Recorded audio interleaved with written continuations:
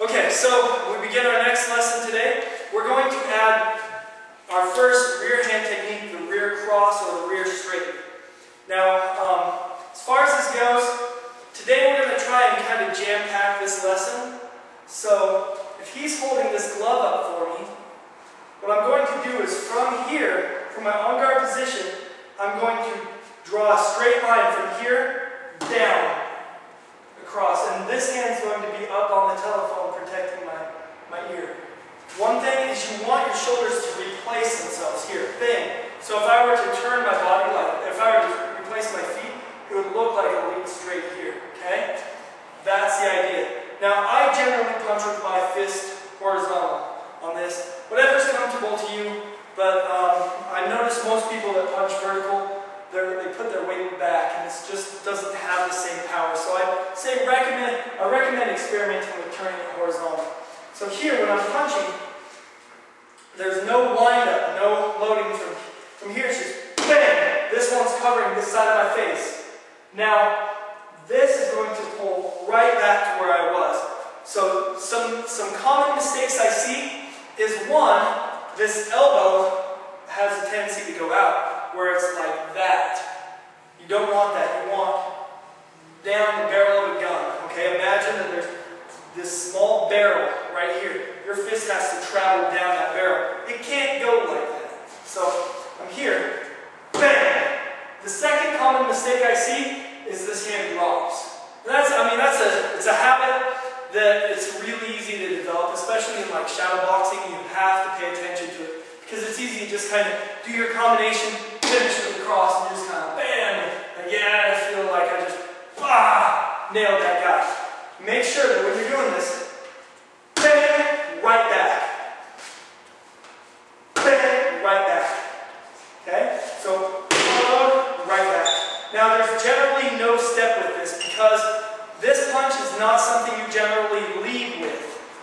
So I'm not generally going to step in with that punch. It's not too far to travel. It's going to usually be taken off of like a lead straight, followed by a cross. That doesn't mean that you won't ever step with it.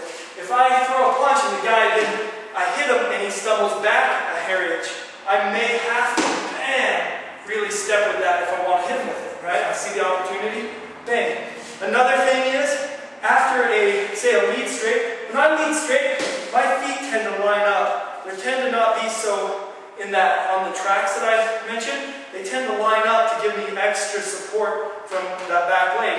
So when I cross, I get too jammed up here if I leave that foot where it's at. So I will step to the side. So I mean, you're going to have to, when you throw this cross, you may have a slight step depending on your position. But for right now, for training purposes, we're just focusing on the rear cross. You're going to be in the stationary position, and right from the word go, bang, and back. Don't lock it out. We're not posing again. Make sure this hand stays up. Don't drop it.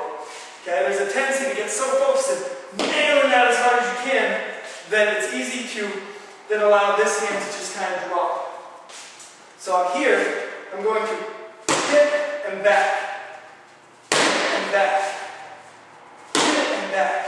Now there's a comment that Bruce Lee made that I've kind of experimented with, and I've seen some people teach it, some people not teach it.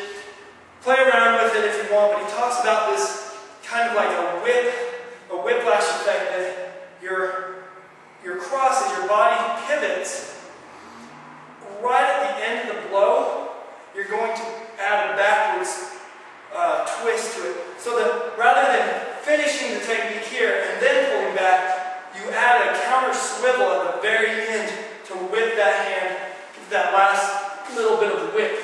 So, and here it's bang, bang, bang, bang. Okay? Play around with that. I mean, I've seen it taught, I've seen it not taught.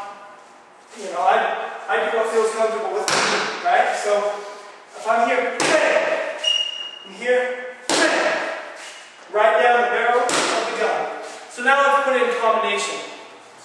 And judging by the way time's going, we'll have to save the next bit for the next video. But anyway, let's look at some combinations with this. So on guard position. Now I want you to see what I mean when I talk about combinations feeling very organic or very much like there's a flow to them. And what I want you to do is try to go cross to back fist or rear straight to back fist. So if you go here, you go cross. Now, and this one's just going to turn for a back fist. You're going to notice that feels very inorganic. So if I'm here and I go bang, bang, it feels very awkward. Bang, bang. It's hard to really get power from that, get balance from that. Instead, I want you to now try a cross followed by a palm hook. So he's going to snap that up and just replace that. So I'm going to go bang, bang, okay? You're going to notice there's a tremendous difference here. So when I'm here, go bang, bang. And that's our first combination. Cross, palm hook. So he's holding that there. Bang, bang, bang. One more.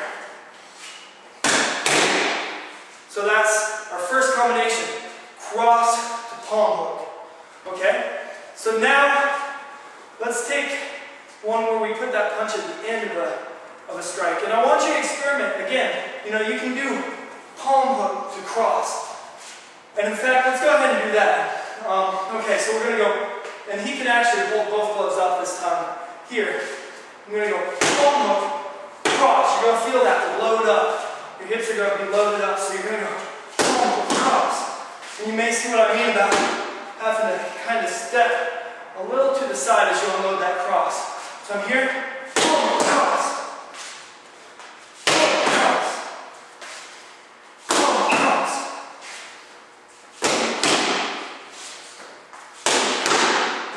Okay, so that's our next combination. The last one I'd like to do is the classic 1-2 combination. So on guard position, he's just going to hold that glove up for me there. Some people will do like 2. So Randy's trained at some MMA schools and stuff. They kind of hold gloves differently, train differently.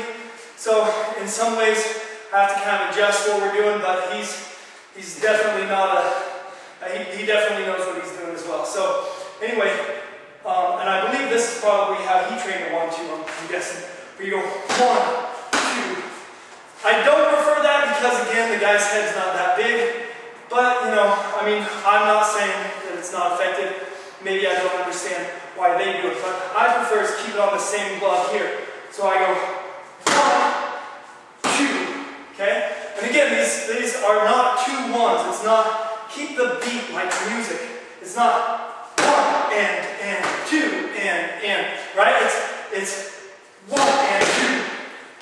So 1, 2, 1, 2, 1, 2. Make sure your hands are always coming back up. 1, this hand's on the telephone, and 2, this hand's on the telephone. Okay? So one more. 1, 2.